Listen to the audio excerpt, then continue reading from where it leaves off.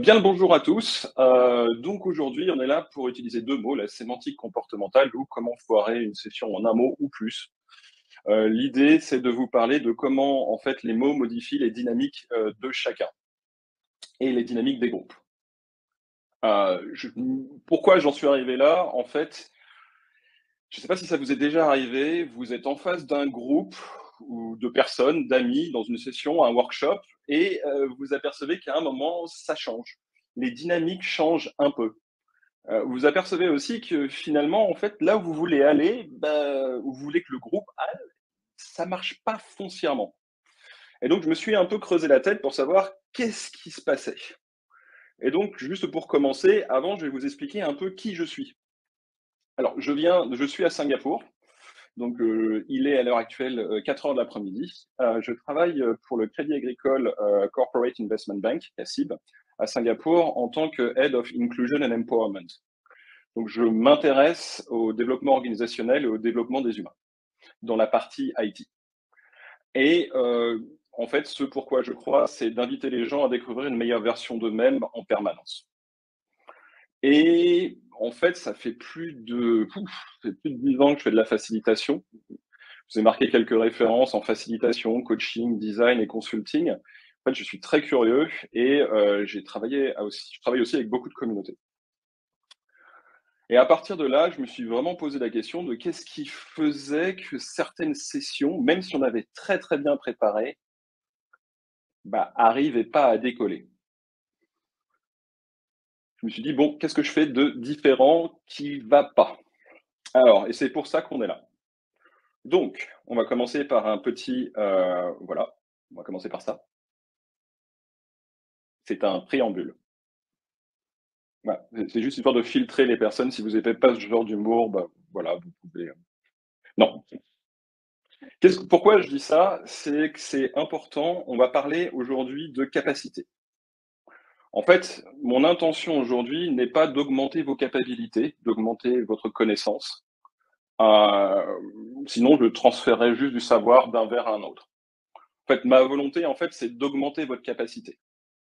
En tant que facilitateur, à quelque niveau que vous soyez, l'idée c'est, d'étendre, vos champs du possible. Comment? En incluant ceci. Une phrase importante pour moi, sans distinction, on ne peut pas voir et on ne peut intervenir que sur ce que l'on voit. Donc mon objectif pour vous aider à augmenter vos capacités, c'est d'augmenter les distinctions entre les choses. Et plus vous avez amené des distinctions chez vous, plus vous allez être capable de les voir et d'ensuite d'augmenter vos capacités pour ensuite agir et intervenir. Si on ne voit pas, on ne voit pas. Alors, petit rappel pour cette conférence, pourquoi on est là? Pourquoi on est là? On va zoomer un peu. Bon, un, je vous l'ai dit, augmenter vos capacités. Deux, créer de l'impact pour vous, pour vos sessions.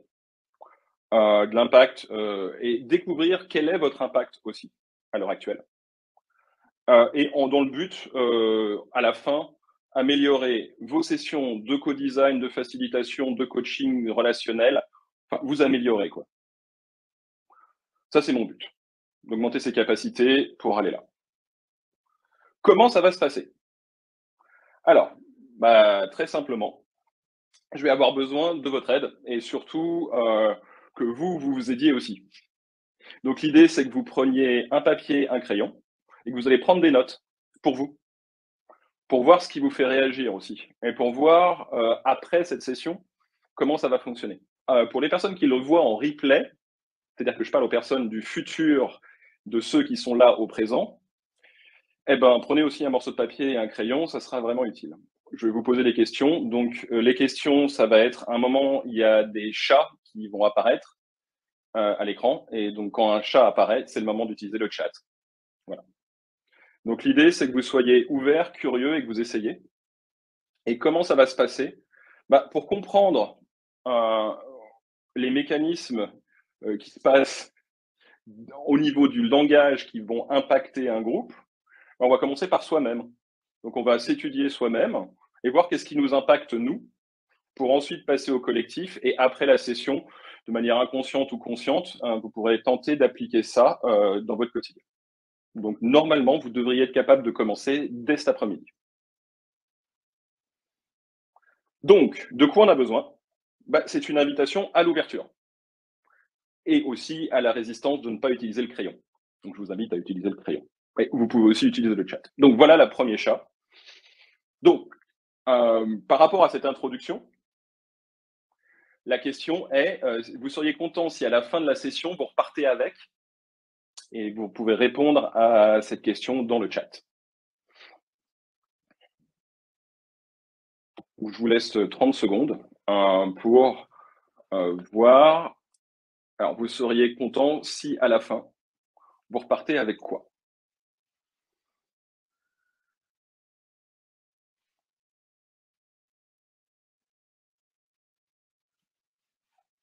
Je sais, c'est 9 h du matin pour taper. Identifier mes points forts en facilitation. Ah, une burette d'huile, très bien. Des nouvelles lunettes de vue, des concepts en cas d'application, un bon retour d'expérience, des mots à éviter, des mots qui énergisent, très bien. On va le voir. À mieux connaître mon impact, des astuces, une envie de foirer une session. Ouais. Quels mots à privilégier ou à fuir? Très bien, on va le voir. Si je repars avec des questions qui font réfléchir à ma facilitation, il y en aura. Des do and don't, on pourra en...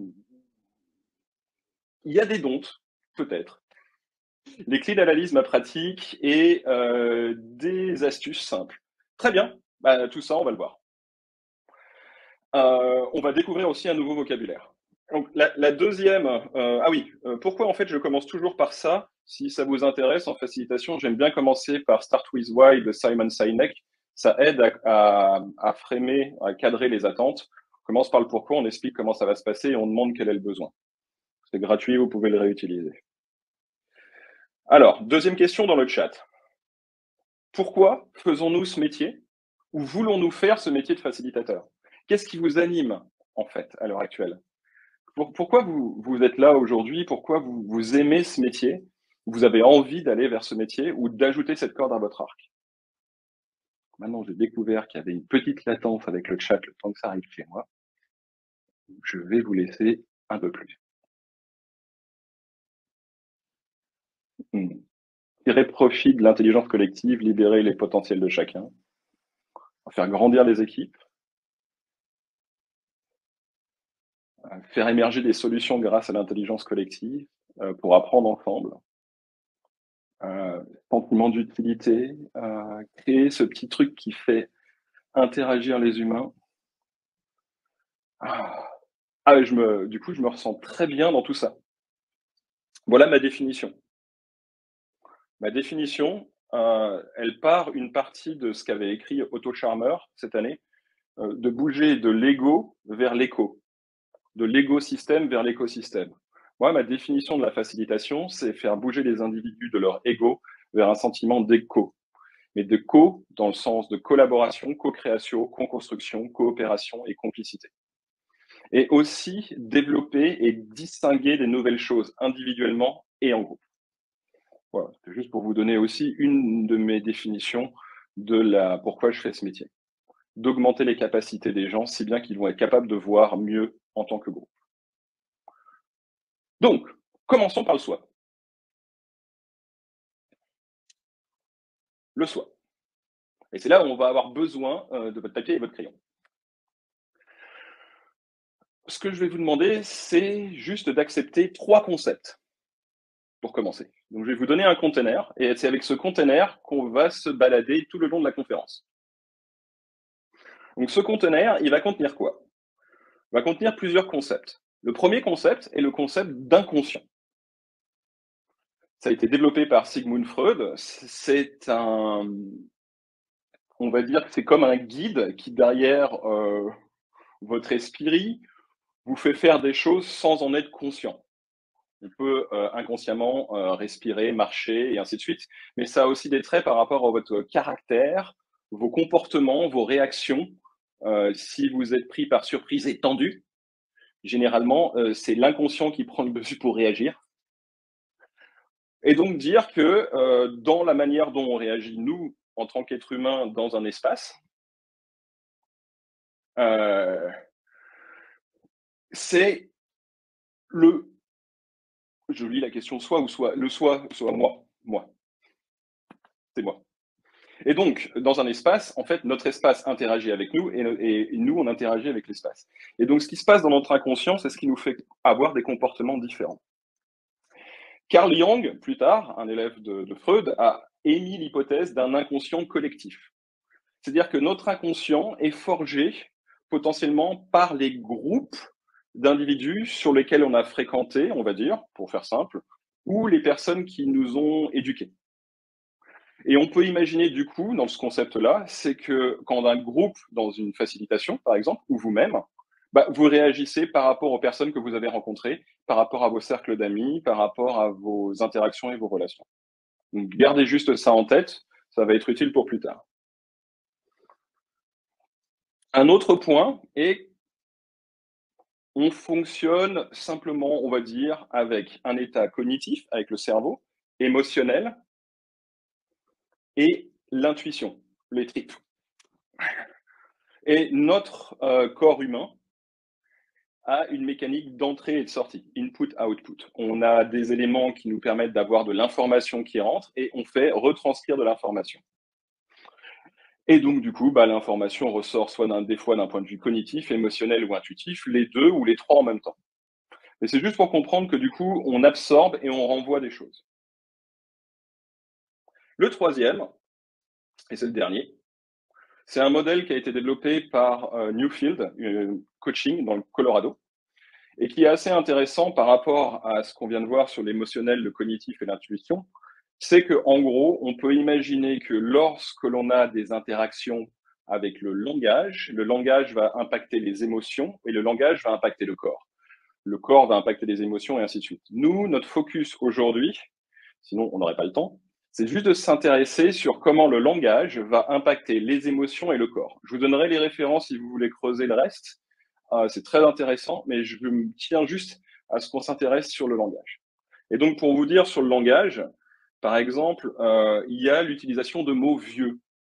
Si vous voulez faire des expériences, si j'utilise un vocabulaire plus ou moins désuet avec des personnes et en utilisant un ton beaucoup plus lent, si vous faites marcher, par exemple, des personnes dans une salle, vous allez vous apercevoir qu'après quelques minutes, les personnes vont marcher beaucoup plus lentement. Et donc, vous allez avoir un aspect collectif sur l'utilisation de ce vocabulaire désuet sur les personnes. Donc, si vous êtes dynamique, vous emmenez de l'énergie aussi. Pour info, votre ton de voix et vos mots impactent le corps du groupe. Dans le langage, vous avez aussi des aspects qui vont impacter les émotions. Les aspects, par exemple, de cohérence associative. Je vous donne le pire. Si je vous dis banane et vomi, généralement, vous allez avoir au niveau de l'estomac ou autre des émotions un peu plus fortes. Mais les cohérences associatives, c'est, par exemple, au démarrage, j'ai dû dire à un moment, j'ai utilisé le préambule pour faire une blague, histoire d'épurer un peu. Vous pouvez avoir une cohérence associative aussi avec celui-là qui vous fait réagir. Certains mots, du coup, vont par association créer des émotions chez les personnes. Vous avez l'effet de halo, ou par exemple, en tant que facilitateur devant un groupe, vu que vous avez une certaine notion de pouvoir pour les personnes, vous allez supprimer du doute. C'est aussi quelque chose qui peut être intéressant et dangereux. Et l'impact du langage, par exemple, est sur l'heuristique de l'affect. Si vous utilisez des messages plus positifs, du coup, ils auront moins de risques à l'accepter. Je vous donnerai aussi les références si vous voulez aller plus loin, mais c'est juste pour vous montrer qu'il y a un point. Juste pour vous donner une référence, parce qu'il y en a qui me demandaient quand j'ai fait une démo avant, qu'est-ce qu'il y a comme relation entre le corps et les émotions? Là, c'est l'effet, par exemple, de Lady Macbeth, où quand on reçoit un sentiment de honte très fort, on a une volonté de pureté et de vouloir se nettoyer, généralement les mains, le visage et autres. Ça, c'est pour vous montrer aussi les impacts qu'il y a derrière. Donc, on va juste utiliser ces 3 concepts. Et pourquoi? Bah, vous allez voir vous-même, qu'est-ce qui se passe en vous et quelles sont vos résistances. Donc pour expérimenter et mieux se comprendre ce qui se passe en soi, donc d'un point de vue inconscient, si votre inconscient devient conscient, vous venez d'apprendre et vous venez d'augmenter votre capacité pour info. au niveau cognitif, émotionnel ou intuitif et savoir où ça se retranscrit dans le corps, on va faire une petite expérience. Donc comprendre qu'est-ce qui se passe lorsque l'on utilise du vocabulaire qui va générer de la résistance, du conflit, de la défiance, de l'opposition, du refus. Qu'est-ce qui se passe en vous? Et par exemple, du coup, la question c'est, si vous entendez les choses avec «oui, mais», vous le sentez où? C'est plutôt, émotionnel ici ou c'est plutôt ici ou c'est plutôt ici?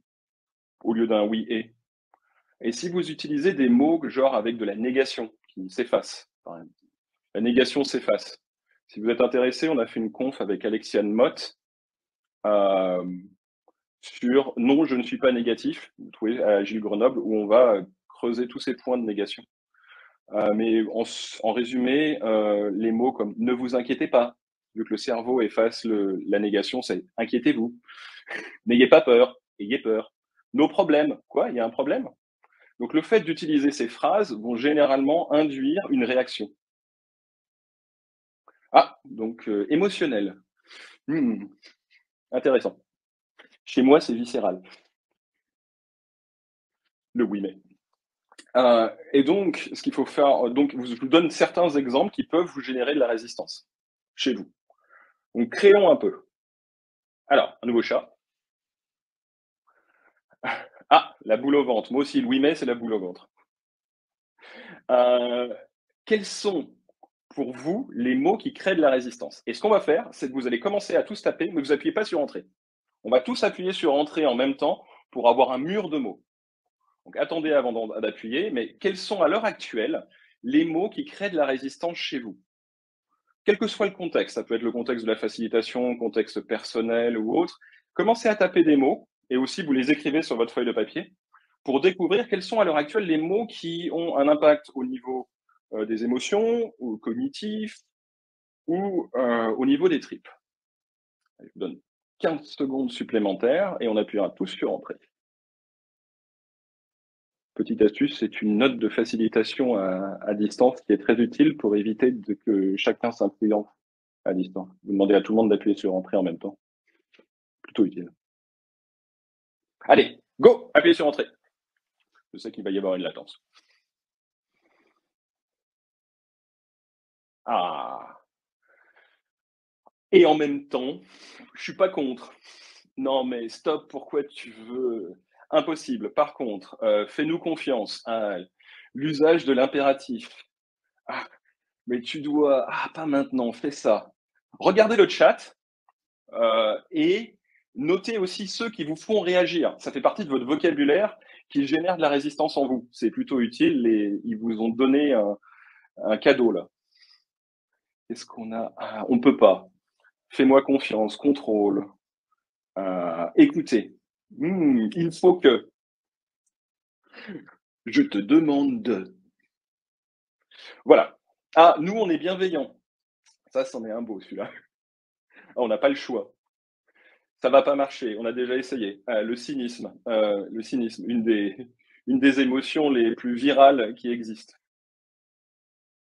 Et donc, on commence à voir que dans tout ça, en fait, ça a un impact.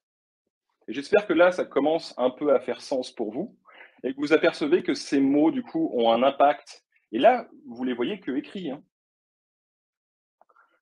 ont un impact et que ça commence à faire sens. Donc, imaginez que vous êtes en session et que quelqu'un vous dise, ou dans la relation, vous dise ce mot. Mais il se peut qu'en entendant ce mot, vous allez réagir avec votre corps, vos émotions ou votre intellect, votre système cognitif, envers le groupe. Et si bien que vous allez lancer un message. Ça peut être inconscient. Et donc là, on a un des premiers points qui fait que bah, on peut peut-être foirer une session en ayant entendu un mot. Parce que je ne vais pas vous faire une conf sur comment foirer une conf en un mouvement, mais ça pourrait être si quelqu'un me dit un mot et que j'ai oh, et que tout le groupe voit ça, bah là, en fait, je pense que la session, elle est finie aussi. Donc, on peut aussi foirer une session en un mouvement. Ah, ah oui, celle-là aussi. Non, non, non. Heu, Juste un truc, il faut être très clair. Une émotion, il n'a pas de moralité. Les émotions ne sont ni bonnes ni mauvaises, c'est juste un signal que votre corps vous donne et à vous de distinguer ce signal pour réagir de manière adéquate. Ça prend du temps, mais l'idée, c'est de distinguer cette émotion. Ne jugez pas vos émotions, elles sont toutes bonnes ou toutes mauvaises. En fait, il n'y a pas de bon et de mauvais, OK? C'est juste un truc très important, pour vous. Donc, avant de passer au collectif, si vous faites une petite réflexion personnelle par rapport à ce que vous avez vu, donc vous pouvez l'écrire sur votre papier. Donc par rapport au fait qu'on a vu que lorsque l'on reçoit ou que l'on donne des mots, on peut donner ces mots avec un impact cognitif, émotionnel ou les tripes. On les reçoit aussi de la même manière. On a des parties où l'on réagit inconsciemment, tant qu'on n'a pas découvert qu'on peut réagir consciemment, et que ça a un impact sur le corps, les émotions et le langage. Donc par rapport à ça, je vais vous laisser écrire dans le chat et pareil, vous allez appuyer sur entrée en même temps. Quelles sont ces nouvelles distinctions du coup qu'il s'offre à vous, heu, pour vous, dans votre quotidien, à cette heure-là, 9h20 et qu'ensuite, vous allez pouvoir aussi prendre un café. Voilà, je vous laisse écrire et appuyer sur entrée.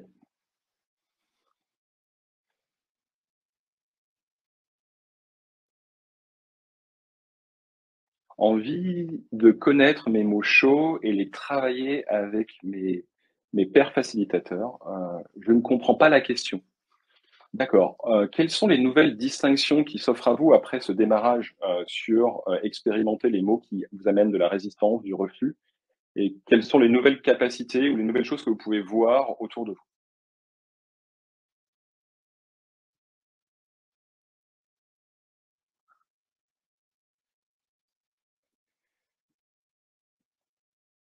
Est-ce qu'il y a quelque chose une distinction et quelque chose que vous avez compris de manière beaucoup plus précise en vous?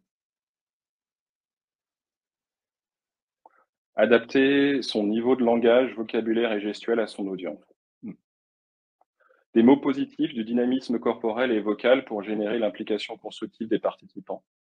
Amener plus de nuances dans mon observation de moi-même. Mmh. La prise de conscience de l'impact de certains mots dans l'ambiance du groupe. Très bien, on va voir comment ça se passe. Une meilleure compréhension de soi, de l'adaptation de son langage face à ces mots. Mmh. Tous mes mots ont des résonances particulières en fonction de qui on est. Totalement. Et ça, c'est vraiment important. Vous allez vous apercevoir que certains mots ne réagissent pas de la même manière. Et on va essayer de comprendre un peu pourquoi. On n'entend pas de la négation. Oui, ne pensez pas à un petit nounours bleu avec des pattes rouges. Trop tard. Heu Accepter même celles qui sont désagréables. Oui, il y a les émotions vous font réagir. On pourrait faire une conférence complète sur les émotions. Bon. Mais alors ce que je viens à vous donner, si vous cherchez un peu plus, vous avez un livre en français malheureusement, 2 livres en anglais. Donc si vous voulez aller un peu plus loin avant qu'on passe au truc de groupe, collectif, vous pouvez regarder, Système 1, Système 2, La pensée à 2 vitesses de Daniel Kahneman, qui va vous aider à distinguer, beaucoup plus de biais. Et par exemple, distinguer un biais, c'est peut-être aussi le reconnaître en soi, du coup le reconnaître chez les autres. Un livre magnifique, qui est The Extended Mind. S'il nous reste un peu de temps à la fin, je vous montrerai mes notes sur ce livre, juste pour vous donner trois indications utiles. Et Language in the Pursuit of Happiness de Chalmers Brothers, qui est plus sur la partie coaching, Newfield, et aussi qui vous amène une distinction sur le langage. Et vous pouvez aller plus loin sur comment on peut déconstruire le langage pour reconstruire des émotions. Très intéressant. Donc voilà, euh, trois sources, si ça vous intéresse, pour creuser beaucoup plus sur le soi. Et maintenant, on va passer au collectif. Alors, gardez le même container, on va passer au collectif. Et là, je vais remettre le contexte, on est en session de facilitation.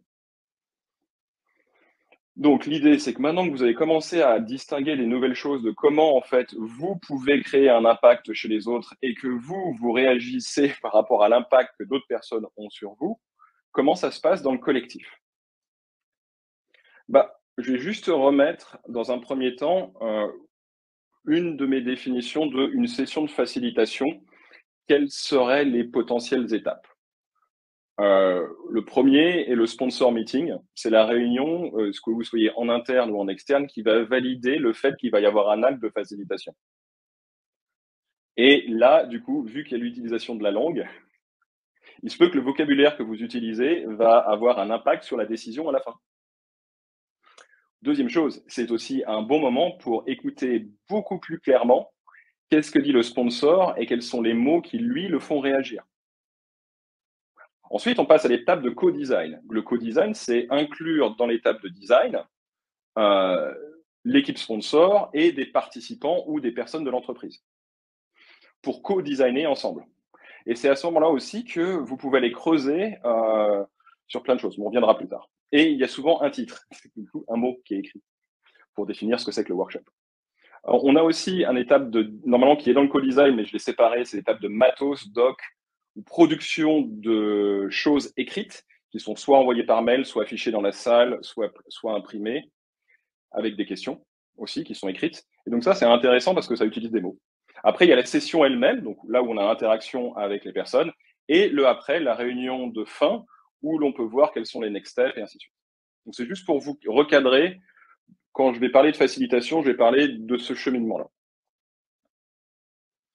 Donc la première chose, c'est que on a vu qu'on interprétait les choses.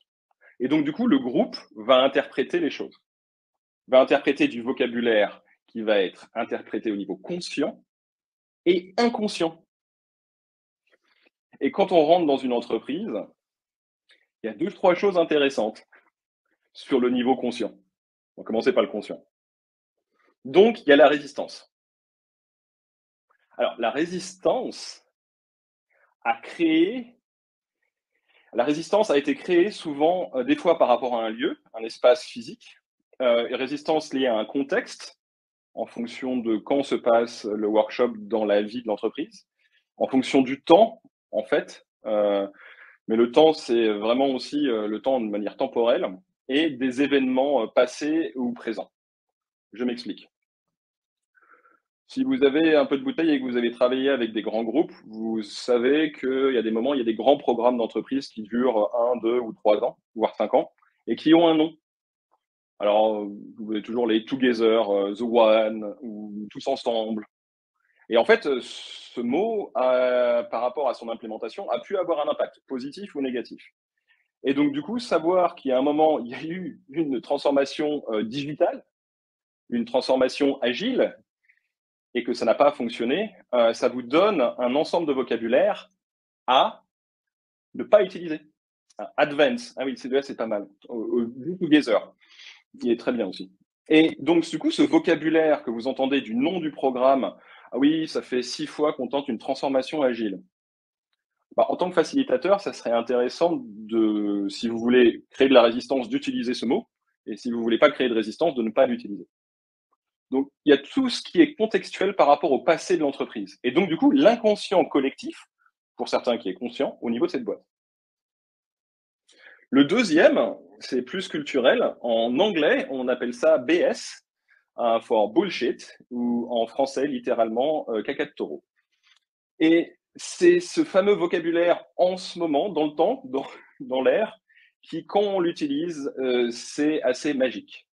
Je vous invite à aller regarder, si vous ne connaissez pas, le pipotron en français, qui vous génère des phrases assez intéressantes. Et vous allez voir que ces phrases vont vous faire des choses assez sympas. Tiens, je vais ouvrir un pipotron pour vous. Euh, alors, générer au hasard. Nonobstant la dégradation intrinsèque, il faut que en toute urgence anticiper l'ensemble des organisations matricielles réalisables avec toute la prudence requise. Voilà. Bon, généralement, ça a un impact sur les gens.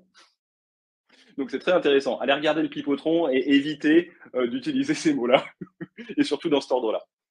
Mais il y a aussi dans certaines boîtes où le mot, par exemple, agile, le mot facilitation, le mot bienveillance, le mot empowerment, n'importe quel mot, en fait, dans un contexte peut être très bon et dans un autre contexte peut être vraiment très mal pris. Si vous faites de l'association, par exemple, l'association cognitive, gilet et jaune. Ça peut être très bien pris dans un contexte et très mal pris dans un autre. Donc, prendre conscience du contexte, conscient de l'entreprise dans laquelle vous travaillez ou avec le groupe dans lequel vous travaillez est hyper important dans les notions de co-design. Et donc, un chat contexte. Prenons un chat contexte. On va taper dans le chat, tous ensemble. Prenez un contexte personnel où vous avez ce vocabulaire, par exemple, de résistance ou de hypotron ou d'IS. Et on va tous se faire un cadeau en s'en donnant à cœur joie, tapez-en plusieurs et on appuiera sur entrée en même temps. Du coup, vous pourrez prendre des notes aussi pour savoir quel est ce contexte actuel en France. Du coup, je ne fais pas une conf à Singapour, je fais une conf en France. Et du coup, qui, à l'heure actuelle, sur le vocabulaire conscient entre nous de tous les facilitateurs, est un vocabulaire potentiellement à éviter. Allez-y, donnez-lui cœur joie, là, allez-y. Prêt, entrez.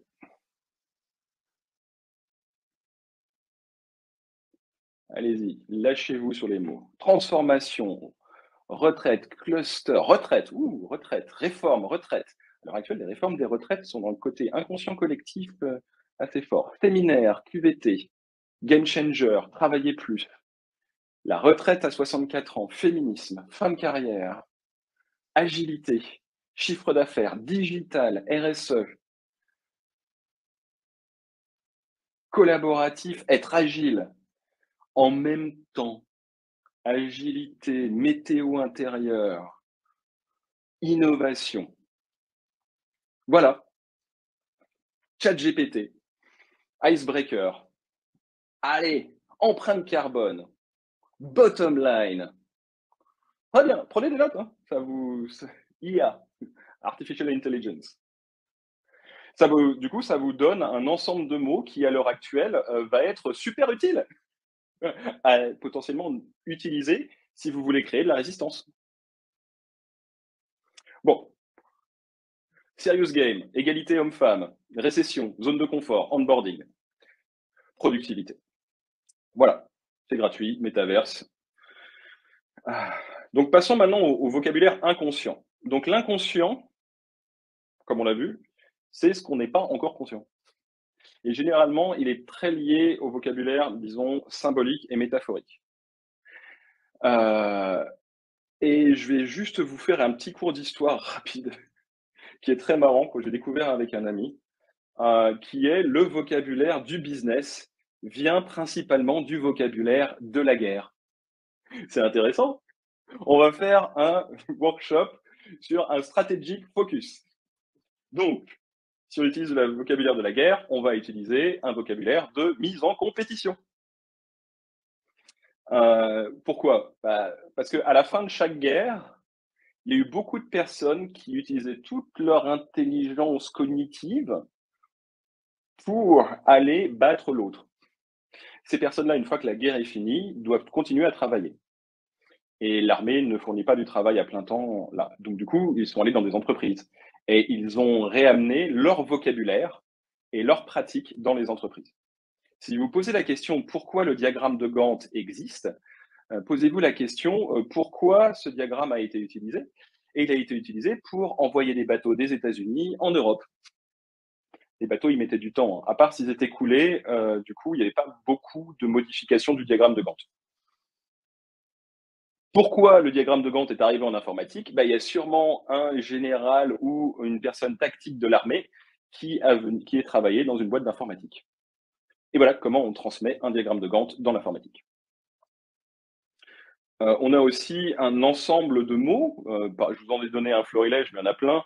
Stratégie, tactique, ressources humaines, qui vient de la Première Guerre mondiale, control tower, une tour de contrôle, conquérir, task force, contre-attaque, l'armée, guérilla, perdant, gagnant, vainqueur.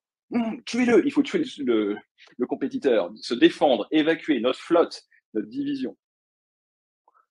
Tous ces mots-là ont une racine liée à la compétition.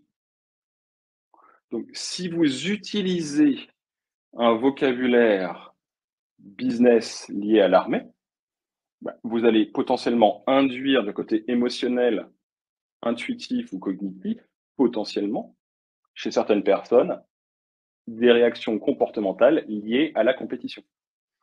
Définition, une stratégie pour aller combattre et vaincre notre compétiteur, ou alors définition, les meilleurs objectifs dans le but de collaborer avec notre client pour définir le meilleur produit.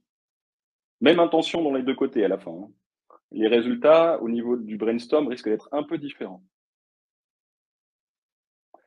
Et donc, si on repart là-dessus, on s'aperçoit que le symbolique et l'inconscient va nous faire avoir des choses différentes. Soit, du coup, vous allez voir, quand vous allez dire ce mot chez les personnes, une tension.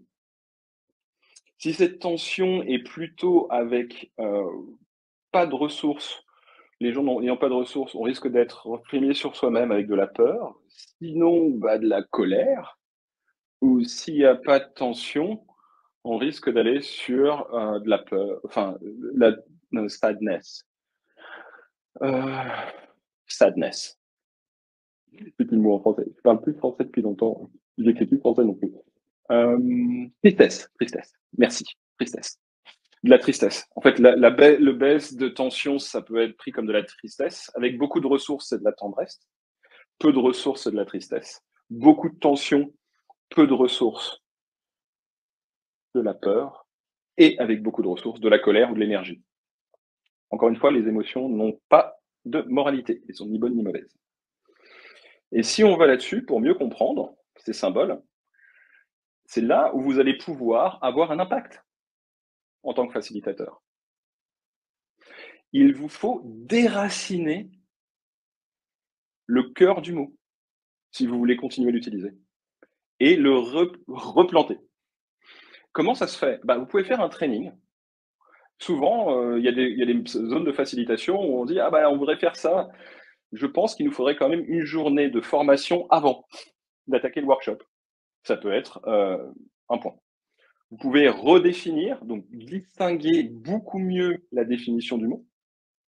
Vous pouvez envoyer du pré-travail, vous pouvez envoyer des vidéos, des articles à lire, vous pouvez aider les personnes à redistinguer les choses. Mais du coup, c'est intéressant de se dire qu'à un moment, ce vocabulaire peut être réutilisé si on se remet tous d'accord sur la définition d'un point de vue conscient. Et si on travaille sur cette même partie, on a la collaboration. Parce qu'on ne va pas parler que du négatif. Donc la collaboration peut atteindre au niveau conscient et inconscient en fonction des mots que vous pouvez utiliser. Et donc, encore une fois, petit cadeau, et là vous pouvez tous taper en même temps. Quels sont les mots qui font quelque chose, que le quelque chose? Vous allez amener quelque chose. Coopération, collaboration, qu'est-ce que vous voulez. Mais pas que avec mais quels sont les mots en fait qui pourraient amener ce sentiment, ce mouvement ou cette manière de penser, non pas sur la compétition, mais sur la collaboration. Allez-y, tapez dans le chat quand vous voulez. Quels sont les mots que l'on peut utiliser pour libérer, en fait. Pas libérer, ensemble, tous ensemble, construire ensemble, unité, co-construction, collectif, jeu, solution, très bien. Cocorico, collectif, compagnonnage. Ensemble, co-responsable, qu'en pensez-vous? Demandez l'avis des personnes. Très bien. Succès, ce que vous agissez. Le partage, écosystème, pollinisation, synergie, catalyser, partager, être ensemble, co-création, lien humain, le don, réfléchir ensemble. Très bien. Voilà. Prenez note aussi de tous ces mots. Ça vous aidera aussi dans votre vocabulaire. Et donc, si on amène tout ça, si on l'amène à la notion de collectif, Heu, si on imaginons, comment, à l'heure actuelle, vous, en tant que facilitateur ou futur facilitateur, vous allez pouvoir impacter votre meeting sponsor? Bon, le meeting sponsor, le besoin est d'être en synergie avec la personne et que la personne, à la fin, potentiellement dise oui sur l'acte ou que vous, vous disiez non parce que c'est trop dangereux. Donc du coup, durant le meeting sponsor, l'utilisation du vocabulaire que vous allez utiliser, n'essayez pas d'ouvrir du vocabulaire. Heu, si la personne n'a pas utilisé un mot, pour le moment, soyez plus, en écoute avant d'utiliser des nouveaux vocabulaires. Vous savez pas s'ils sortent de 6 transformations agiles et on va faire un workshop agile. Ah non, non, non, non, on va pas faire de workshop agile. Non, non, non, non. Non. Allez, merci, au revoir. Heu, ce qu'il faut faire, c'est vraiment sur le sponsor meeting, les tips, les trucs à faire, c'est d'écouter et de poser des questions pour vérifier la compréhension du problème.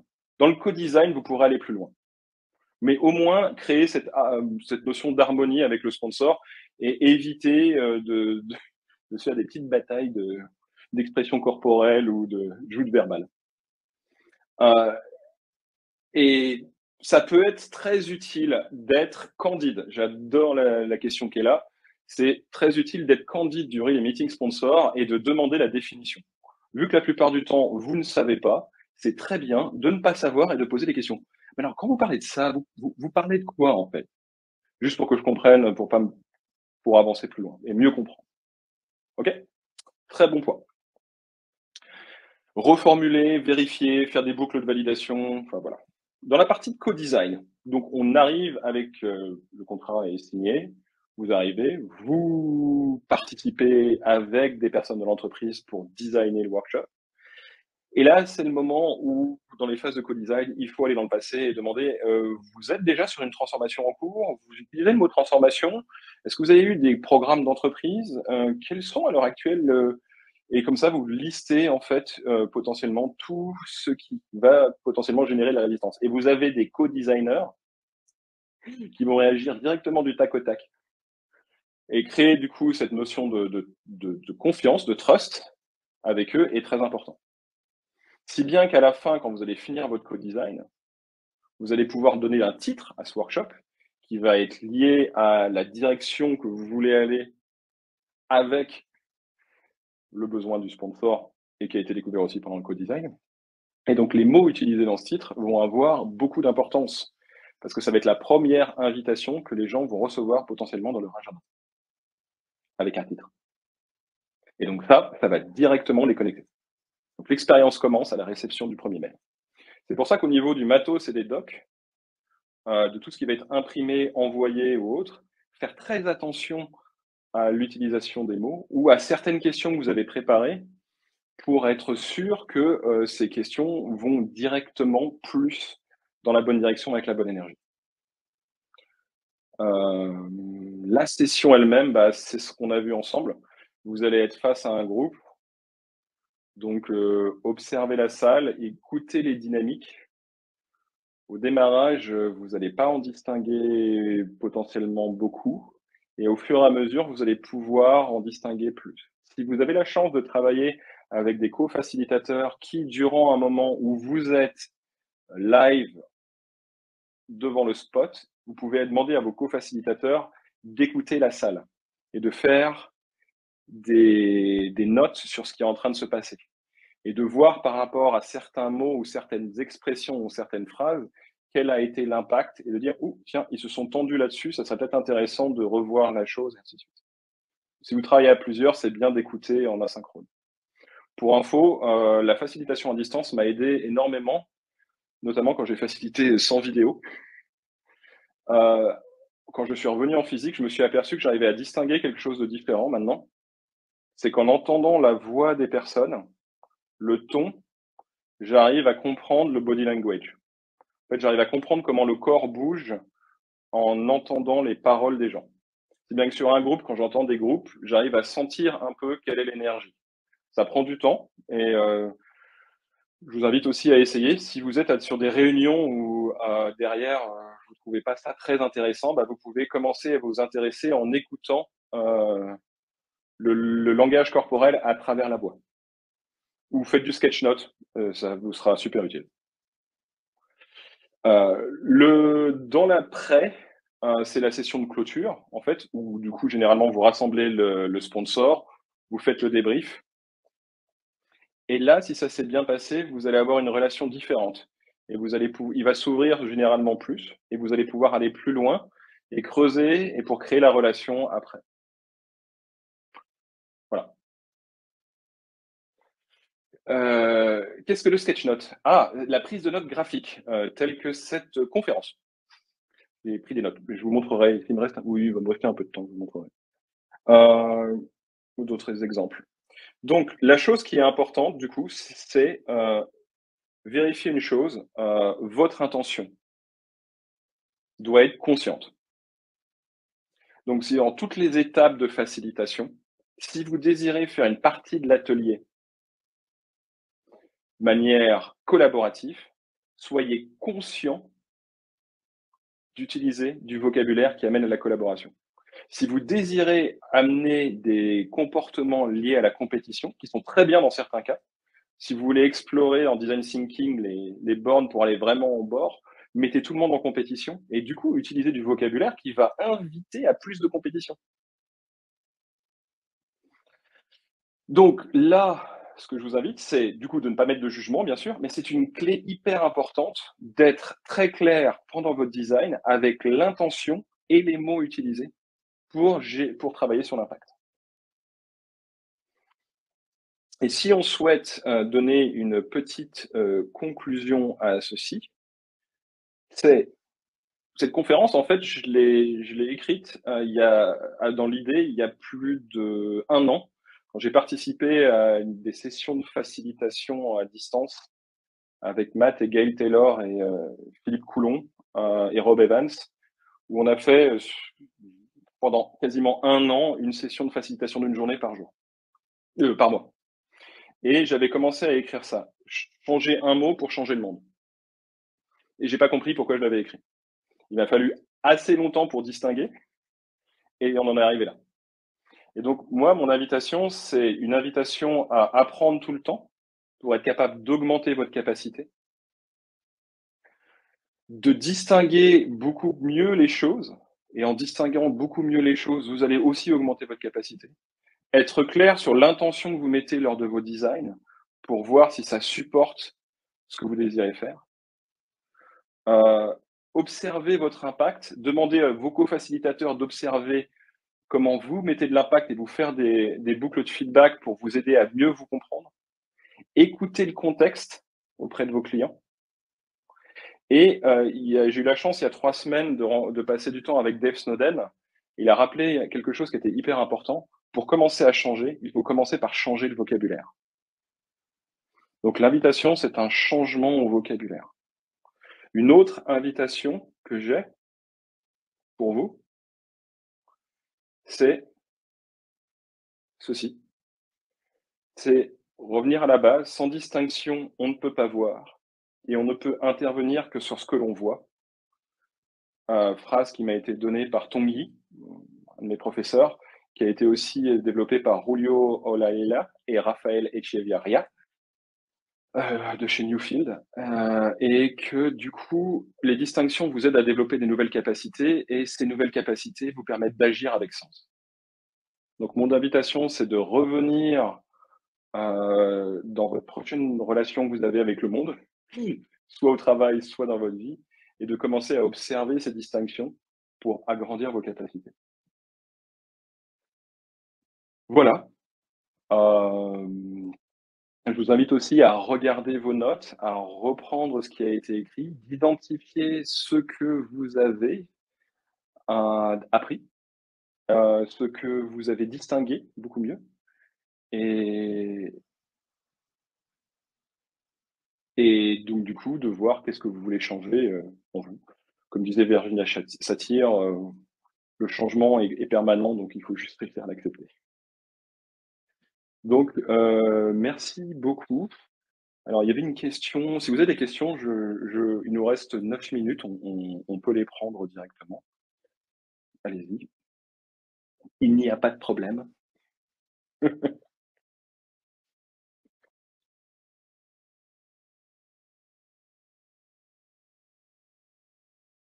Le logiciel que j'ai utilisé, Concept,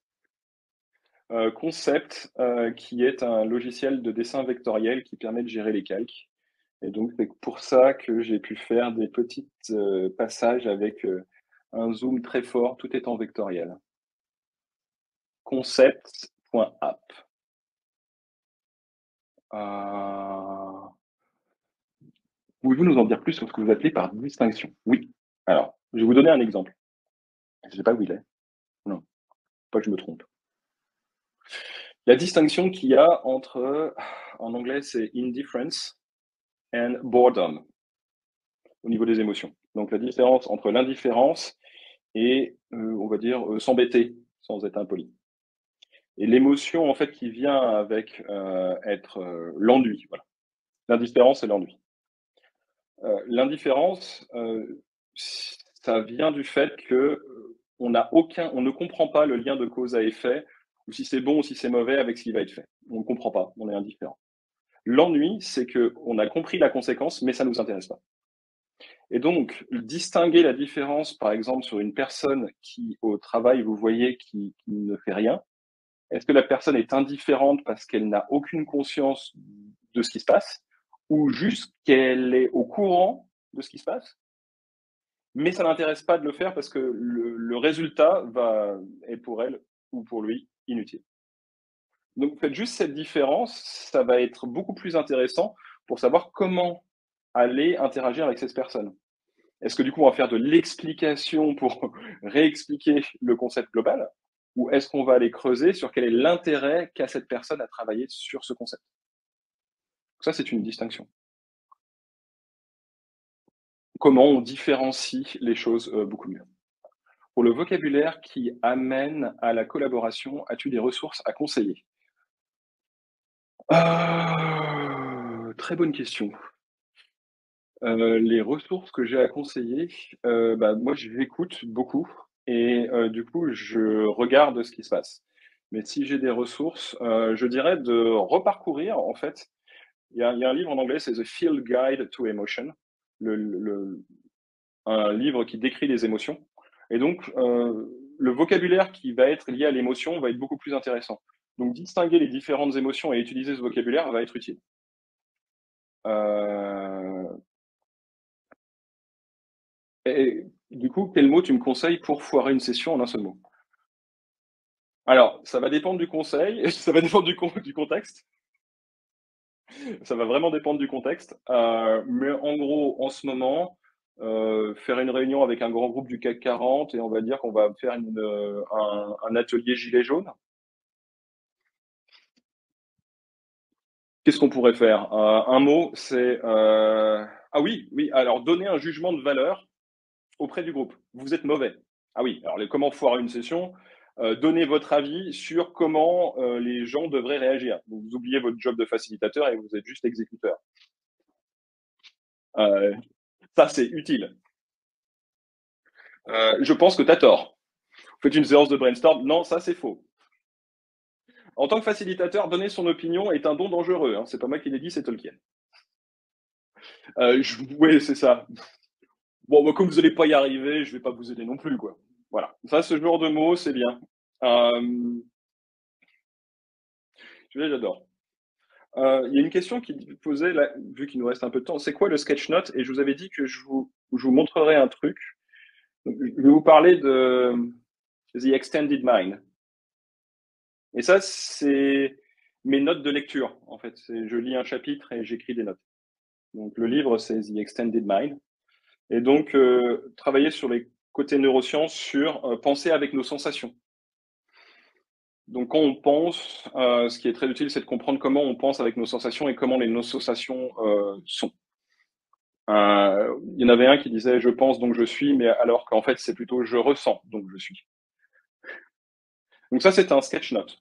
C'est une prise de notes, graphique, pour mieux se souvenir et mieux revenir et mieux apprendre et mieux digérer un contenu. Deuxième chapitre, c'est penser avec le mouvement. N'oubliez pas de bouger pour quand vous voulez apprendre. Ça va vous aider à mieux apprendre. C'est pour ça que je suis toujours debout, en fait. Je ne m'assois pas.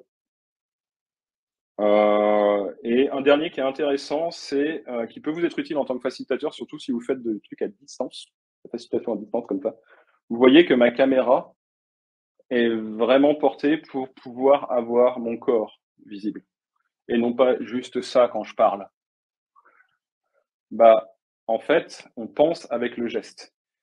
Et donc, le mouvement corporel entre le langage, les émotions, les tripes et le cerveau, le cognitif, sont très importantes. Et en supprimant le langage des mains, on supprime un apprentissage. Donc, si vous êtes formateur à distance, si vous faites de la formation à distance, bah, l'invitation, c'est qu'on puisse vous voir vos mains. Voilà. Donc ça, c'est du sketchnote. Ce sont les notes que j'ai prises lorsque j'ai lu le livre.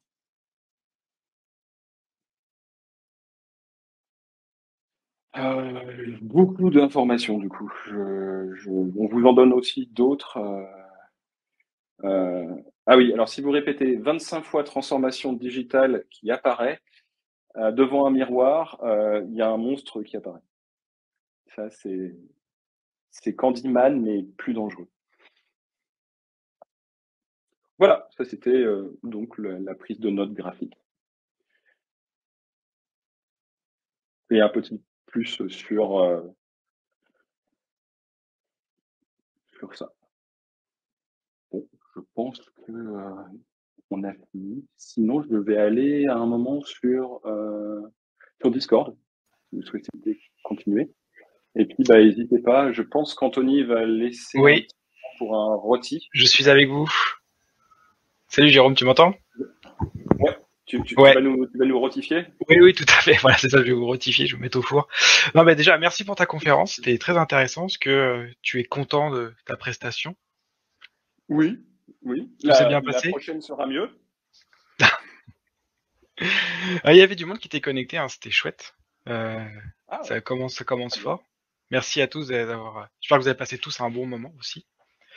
S'il n'y a pas de dernière question, bah, effectivement, je vous propose de vous partager dans le chat le lien vers le rôti pour pouvoir évaluer le temps que vous avez passé avec Jérôme. Hein. Est-ce que tout le monde est à l'aise avec la notion de rôti? N'hésitez pas. Voilà le Retour lien. Vas-y. sur le temps investi. Donc, si le temps que vous avez investi était inutile, vous mettez 1. Et si c'était super utile, vous mettez 5. Et si vous voulez rajouter des petits commentaires sympas, bah, vous pouvez aussi. Donc, je prendrai tous vos commentaires négatifs très bien. Parce que les émotions n'ont pas de moralité. Ça m'aidera beaucoup à modifier la prochaine version de cette conférence. Donc, le lien est partagé au-dessus. Là, c'est Ouais, le je vais le remettre. forme.gle. Je vous mets aussi le lien sur le Discord.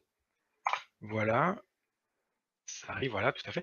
Donc n'hésitez pas à vous connecter sur le Discord pour continuer la discussion avec Jérôme. Je vous inviterai du coup à aller rejoindre le salon Orange sur Discord. Il y a 2 salles. Donc comme c'est la première session, les 2 salles sont libres.